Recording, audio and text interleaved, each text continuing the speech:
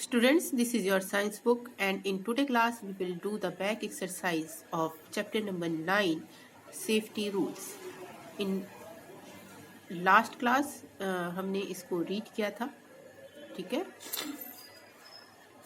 Safety rules में हमने जाना था कि हम अपने आप कौन कौन से रूल्स को फॉलो करके हम अपने आप को सेफ रख सकते हैं और कहाँ कहाँ पे सेफ रख सकते हैं। एट होम में हम जो शार्प ऑब्जेक्ट हैं उनको कैसे यूज़ करना है और यूज़ करने के बाद में हमें कहाँ पे रखना है, इस चीज़ को जाना था। जैसे किचन है, किचन जो है जहाँ पे फायर का वर्क होता है वहाँ पे वो बहुत ही डेंजरस जगह होती है, तो हमें वहाँ पर सिंथेटिक क्लॉथ पहनकर नहीं जाना चाहिए, कॉटन क्लॉथ का यूज़ करना चाहिए। गर्म जो अटेंसिल्स होते हैं उनको डायरेक्टली टच नहीं करना चाहिए, कॉटन क्लॉथ का यूज़ करना चाहिए। फायर वर्क्स जो है हमें ओपन एरियाज में इसको यूज़ करना चाहिए और 1 बकेट वाटर और 1 बकेट सैंड हमें अपने साथ में रखना चाहिए। वेट हैंड से इलेक्ट्रिक प्लग और स्विचेस जो हैं उनको टच नहीं करना चाहिए और ना ही उनको रिपेयर करना चाहिए। हमें अपने आप उसको इलेक्ट्रिशियन की हेल्प से ही ठीक करना चाहिए। कोई भी मेडिसिन जो है वो विदाउट डॉक्टर या पेरेंट्स के पूछे बगैर उसको नहीं लेना चाहिए। मेडिसिन जो है अगर घर में रखी है तो उसे लेबल करके बॉटल में रखना चाहिए, अनलेबल नहीं होनी चाहिए। एक्सपायरी डेट हो गई है तो उसे थ्रो कर देना चाहिए, यानी फेंक देना चाहिए, डस्टबिन में डाल देना चाहिए। ओपन एरिया में नीचे ग्राउंड में हमें काइट को फ्लाई करना चाहिए। ऊपर अगर हम इस पे छत पे फ्लाई करते हैं तो हो सकता है हम नीचे गिर जाएं और हमें चोट लग सकती है। Classroom safety in the classroom में हमें डेस्क पर खेलना नहीं चाहिए, न भागना चाहिए, चौक से फेंक कर किसी को नहीं मारना चाहिए, फर्श पर या विंडो से बाहर कोई भी चीज़ फेंकनी नहीं चाहिए। स्टेयरकेस यानी सीढ़ियों पे चढ़ते वक्त लाइन का यूज़ करना चाहिए और उतरते वक्त भी हमें रन करते हुए नहीं उतरना चाहिए, हमें स्लोली स्टेयरकेस से उतरना चाहिए जिससे कि हमारा पैर स्लिप ना हो और हम नीचे ना गिरे। किसी को पुश एंड पुल भी नहीं करना चाहिए, यानी धक्का मुक्की नहीं करनी चाहिए।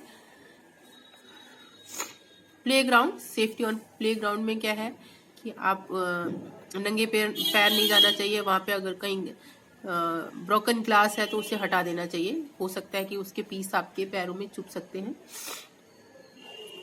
सेफ्टी ऑन रोड हमें ऑलवेज जेब्रा क्रॉसिंग का यूज़ करना चाहिए और दोनों साइड देख करके हमें क्रॉस करना चाहिए।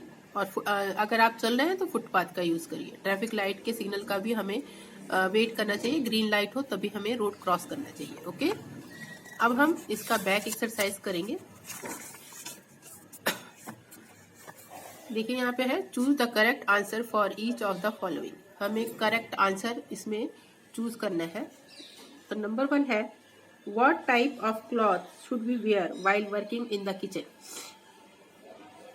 जब हम किचन में काम कर रहे होते हैं तो किस टाइप की क्लॉथ्स पहनने चाहिए? Nylon clothes, terylene clothes, cotton cloth या loose cloth. So correct option is cotton. बाकी ये फायर को अट्रैक्ट बहुत जल्दी करते हैं।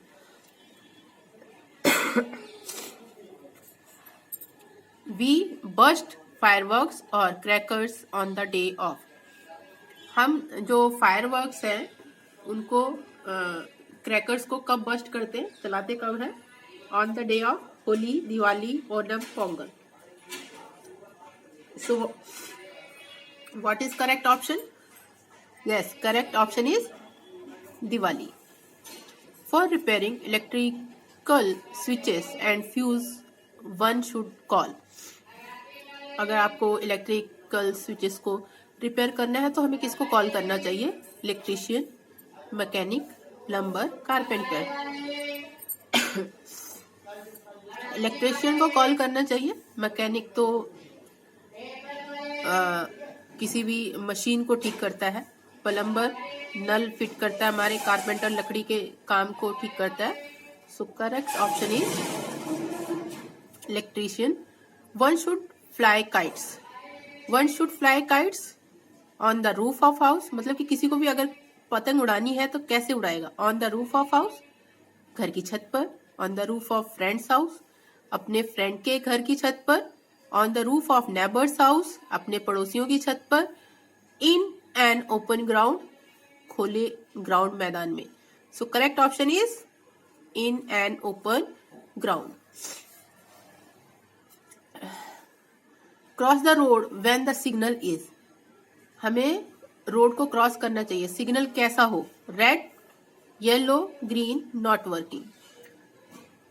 सो correct option is green. Green जब होगा तब हमें क्रॉस करना चाहिए।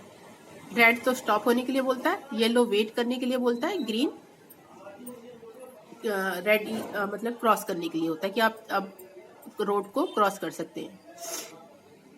Next fill in the blanks है one must dash on one works at one time. हमें जब कोई भी काम करता है तो उसे एक काम पे क्या करना चाहिए? कॉन्सेंट्रेट करना चाहिए। Con, CON con, CEN cen, concen, TRATE trate, concentrate. Always use a dash cloth to handle hot utensils.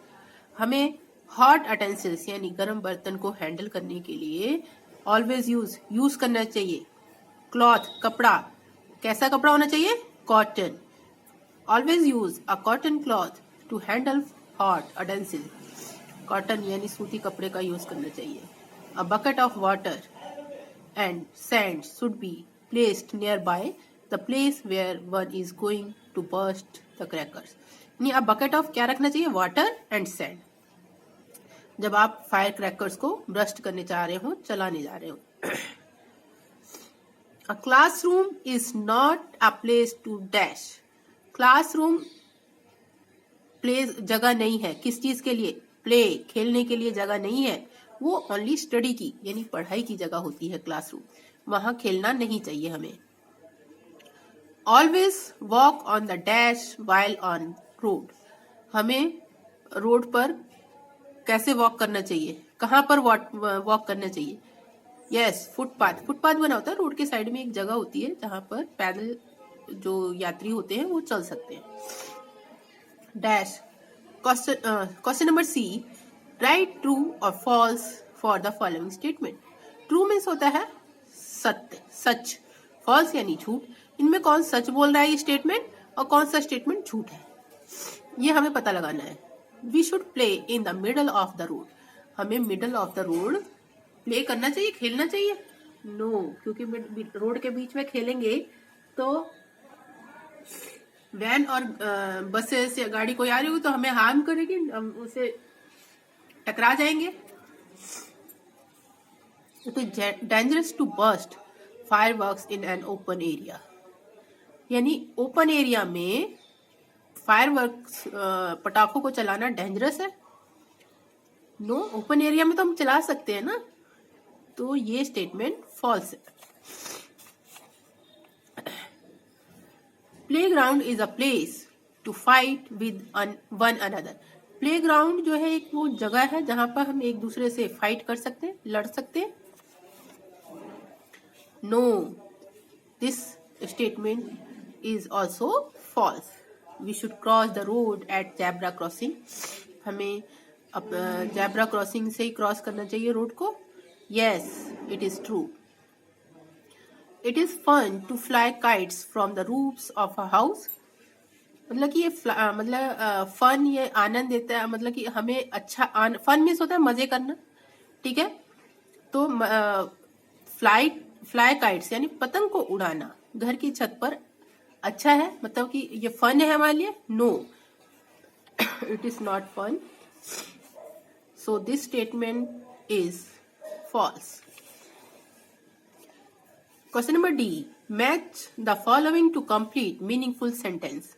यहाँ पे मीनिंगफुल सेंटेंस से मैच करना है आपने।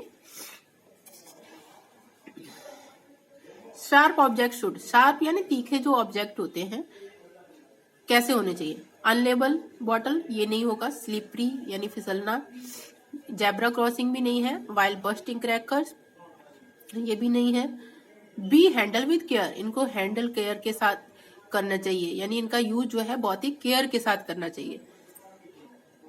Number 2, medicine should not be kept in, medicine should not be kept in यानी medicine को कहाँ नहीं रखना चाहिए?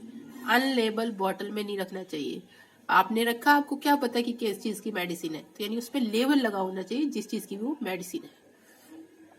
It is not safe to play, safe नहीं है, प्ले मीन्स खेलना। स्लिपरी, यूज जेब्रा क्रॉसिंग या वाइल बस्टिंग क्रैकर या बेयर फिट, बेयर फिट यानी खाली नंगे पांव खेलना सुरक्षित नहीं है। वाइल क्रॉसिंग द रोड, जब आप क्रॉस करते हैं रोड को, use zebra crossing, zebra crossing को यूज करना है। Always take the help of your elder while bursting cracker, जब आप क्रैकर को बस्ट करते हैं तो आपने अपने बड़ों की हेल्प लेनी है, ठीक है। तो स्टूडेंट्स, आपने अच्छे से इसको वर्क को कंप्लीट करना है और साथ में लर्न भी करना है। Okay, thank you.